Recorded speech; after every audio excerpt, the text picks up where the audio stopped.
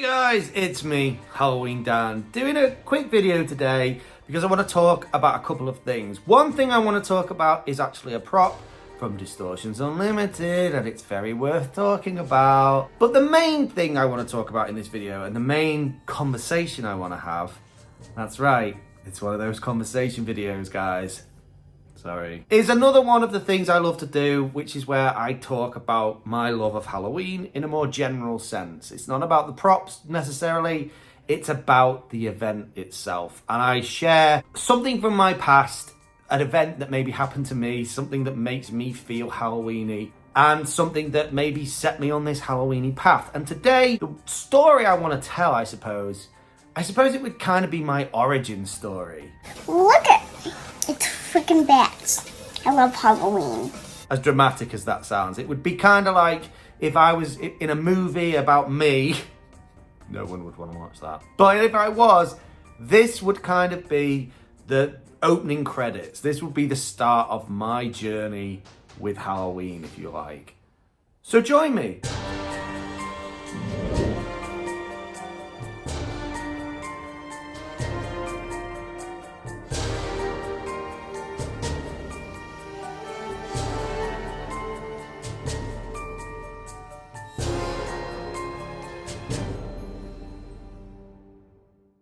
Before I get into the kind of story I wanted to talk about, I wanted to briefly talk about this prop, this new thing from Distortions, which funnily enough, in a strange kind of way, is related to the story I want to tell. Sort of. Only about a day or so ago, Distortions Unlimited revealed a brand new prop called the Goblin Legend, a professional prop, and it's incredible. I absolutely love it. I'm one of them guys, and this ties into what I want to talk about in a minute, who loves anything that's a bit magical and mystical. Magic missile! Magic missile! Magic missile! And mythological and all that kind of stuff. I love myths and legends and things. I'm a bit of a geek, love like Dungeons and Dragons and anything that's a bit geeky, love my Lord of the Rings and all that kind of stuff. This new prop is absolutely perfect for that. It is quintessential, classic, mythological stuff here. It really wouldn't look out of place in any sort of mythical movie or from any kind of mythical story. So we've got this little goblin guy. He's like 4 foot high, maybe 5 foot, I think. He's really, really robust. He's like really quite big in some sense. He's obviously quite short, but he's quite on a quite big scale. He's got a really big head compared to the size of his body. Quite long arms, but short, stubby legs. I like the way that they've manipulated and contorted all the sizes here for this particular prop to really exaggerate the size of the head compared to the body. I love the colour of this guy, the intense sort of look in his eyes, and that creepy sort of smile that means, is this a mischievous kind of creature? Is this a horrible creature? Is it a fun, friendly, cute creature? You know, you can make of this guy whatever you like. I like the lantern he's holding. We had a big discussion the other day about whether props need lanterns or not. For this guy, I think it's pretty good. It definitely suits the creature. The costume's pretty basic. You've just got like these brown sort of costume elements to him. It suits him down to the ground. Again, with Distortions, I say this in every video I make about them, it's the detail that takes this up a notch. You know, it's the wrinkles on the forehead, the warts on top of that bald head, the great big oversized ears with the really cool skin tones inside those ears. Those eyes are sort of really mischievous looking, and the grin on his face is like, it's both ominous and both funny at the same time. The body itself is wrinkled, and so again, details like warts and stuff all over the arms and the legs. You've got those muscles that they do so well. You've got the tone of the muscles in the arms and in the legs. He looks like, you know, he's just been scavenging in the woodland somewhere. He's holding his lantern. He's kind of a bit of a creepy thing to come across. I think if you had like any kind of a woodland haunt or something, if you had like a display area that was even remotely wooded, area with trees, he would look great in amongst all the foliage and undergrowth. Just, you know, maybe just sticking out of a bush, just you come across him almost by accident on your way. He would just add a real element of, I don't know whether fear is the right word, but he definitely would be creepy, and you would definitely go, oh geez, what is that? And he would suit that scene so well. I absolutely love this guy. I think he's really cool, and he definitely ties into my love of the more magical, more mythical side of Halloween. which is what I want to get into now. Like I said in the intro, I love talking about my love of Halloween and where it kind of came from. And I do these from time to time. If you haven't seen me do one of these, you're in for a treat. Because for me, Halloween is more than just the props and the things that you can buy. It's about the event itself. It's the atmosphere that is created at that time of year. It's the legends and the myths and the stories and the just general creepy, eerie vibes that exist around that time of year. All of that is what makes Halloween incredibly special for me. And the story I'm about to tell, I have told before, so if you've been here long enough, you may have heard this or heard elements of this. But I felt like it was worth telling because, like I said, it's kind of my origin here. This is the moment that sparked my interest in Halloween on another level. I think everybody who loves Halloween, at least anywhere close to how I do, has that moment in their life that it could be an accumulation of moments or one specific moment where you kind of went, this is good, this is cool, I really like this. Why are you so obsessed with Halloween? Halloween is cool. And this was mine. As simple and as sort of silly as it is, this story, this was my moment where I went, this is something extra. This is something cool. So I've said many times, growing up here in the UK, as a kid, Halloween barely registered. It really wasn't a big deal. No one went trick-or-treating. I think I remember going to like one school disco that had a Halloweeny vibe. And if you had a costume, it was homemade, often involved a lot of bin bags as capes or just literally worn as a bin bag, black bin bag, as a costume. It was really stripped back and simple. And in fact, for most of my early childhood, barely resonated with me at all. It was one of them days it came and went, and you didn't really look forward to it or really miss it when it was gone. It was just on the calendar, this weird day at the end of October that barely anybody celebrated. Now, I was a kid that loved magic, which is what ties into the discussion I've just had with the new Distortions Goblin. I loved myths and legends and stories of faraway lands and all that kind of stuff. Every book, every movie I ever was interested in always had a mythical edge to it, was about magic and wizards and darkness fighting good and all that kind of stuff. That was my vibe. That's what I loved. And I was like that all the way through my childhood. Bit of a geek. So being that kind of kid, I was drawn to anything that had this slightly mythical, magical vibe in the real world. And as a young kid, there was one event on the calendar that had that in spades, and it was Christmas. Yeah, I know, sorry guys, I've said this before, but it's true. Christmas just would appear in December and completely just blow the rest of the year out of the water. You know, everything else was kind of mundane and ordinary, and then Christmas would come along and it was unadulterated magic. You'd have a tree in your house, there was lights and candles everywhere. Everyone was getting excited for this mythical guy who was going to come down your chimney and bring you a load of presents. How is that not exciting to any child? And as a child, of course, I was obsessed by that. But as I grew up, what I realised I loved about Christmas more than anything, I liked the presents, of course, but I did like the magic. I liked that sense of magic and that real world magic that it brought with it. And up until probably where I was about 8, Halloween didn't have that for me. It didn't have any real sense of magic as such. It was, if anything, a night to be a bit afraid of, and a night which barely we registered, really. Except in one way. And that was, and I've spoken about this before, it was my cousin's birthday. So the 31st of October just happened to be my cousin's birthday, and our families were very close. So we would always celebrate my cousin's birthday with her, obviously. And it was always a lot of fun because unlike every other party you'd go to as a kid, a birthday party, this one had all this weird Halloween-y stuff going on around it, bobbing for apples and stuff as party games and things. And we got to wear costumes and stuff, which was always fun. So it definitely had this different vibe about it. I still never really saw it as anything other than my cousin's birthday, just the day we celebrated my cousin's birthday, in this slightly unique way.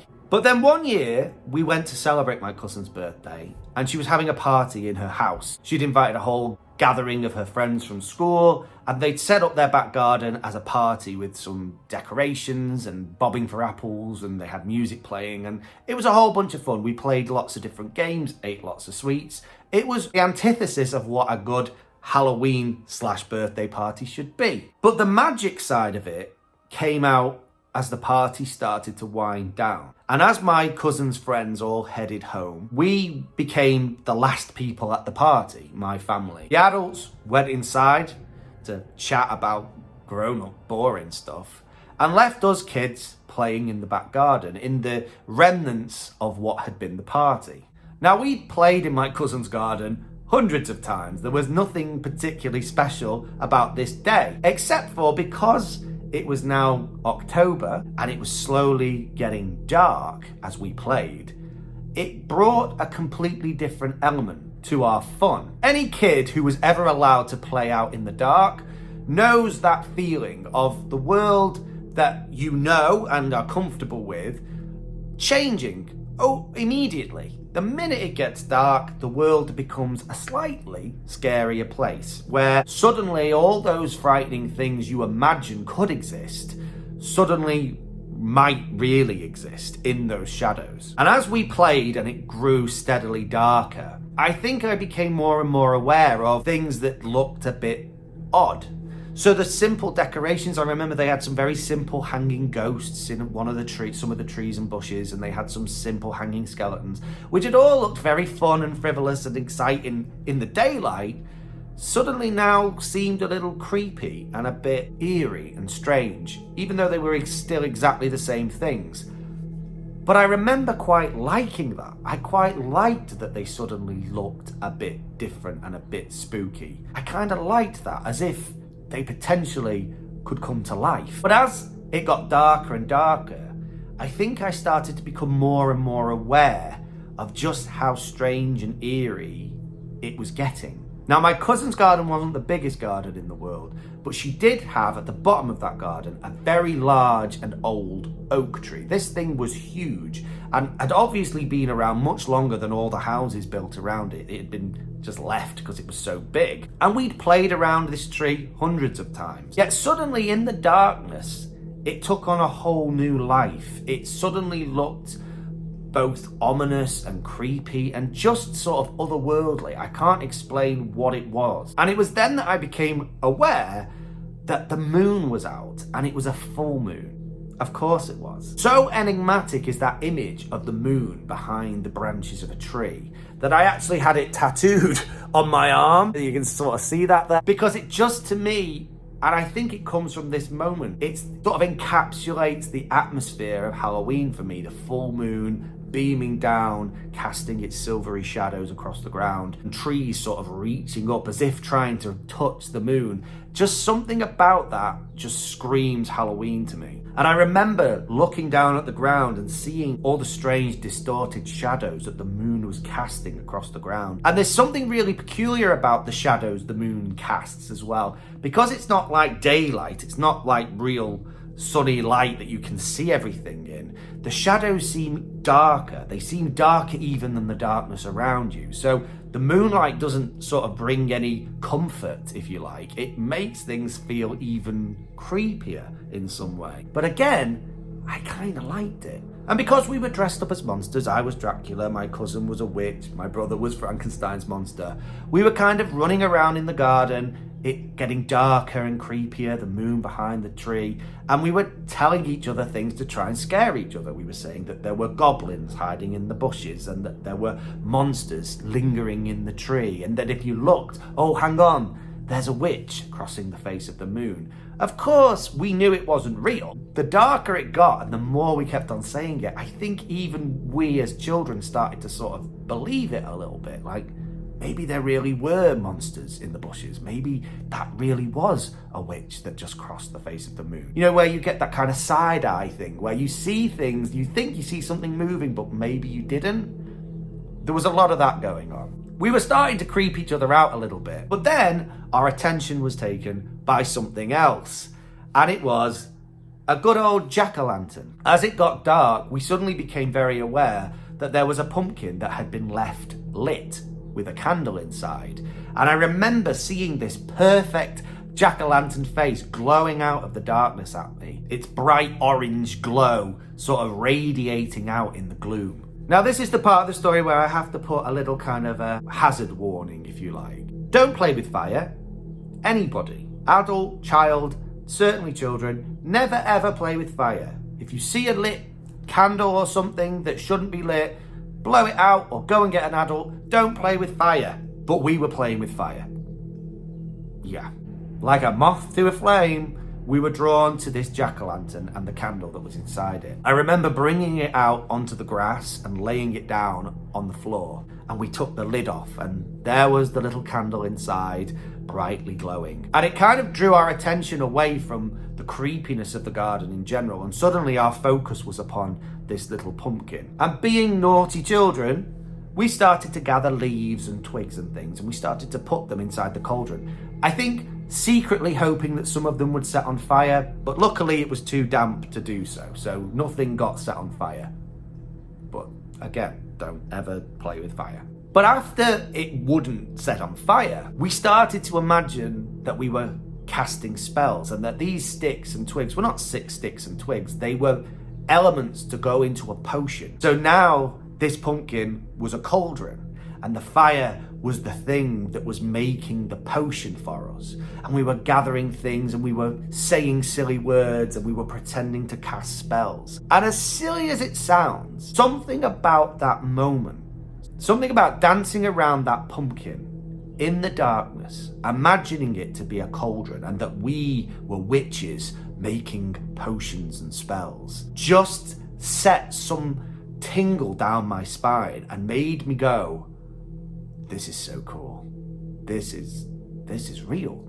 This actually feels real. And as we sort of danced around, the light of the moon shining through the branches of the tree, glistening on every dampened surface, and us there throwing things into this cauldron, made it feel so real. Made it feel in that one moment that probably didn't even last that long, that the magic of Halloween could be real. That in that moment, maybe we had seen a witch fly across the face of the moon. Maybe there really were small creatures and monsters and mythical, legendary things like goblins and things hiding in the bushes, watching us from within the tree. Maybe the spells we were casting were real. Maybe the things we were doing might come true. And I remember believing it so much in that moment, believing that that magic could exist on that night because it was Halloween, that if I made a wish, maybe it might come true. And I remember sort of looking into the firelight of the pumpkin and sort of saying,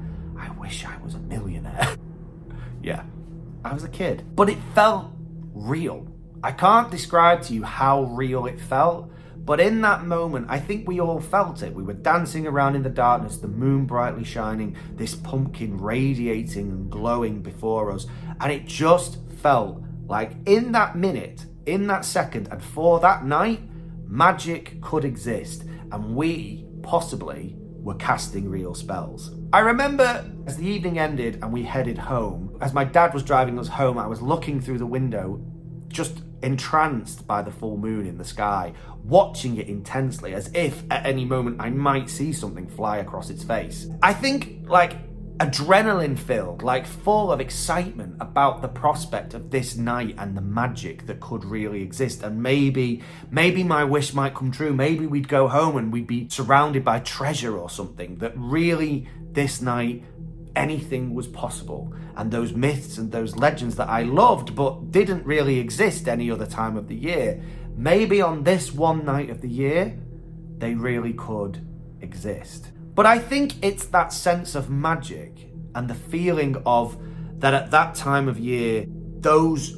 legends, those myths, those ghost stories, that they could actually be real, that sort of resonated with me and made me it just struck a chord with me. And I don't know why. I think it's because it somehow gave me access to a more magical world that I wished existed every day of the year, but seemed to only be reserved for certain days, and Halloween just happened to be one of those days.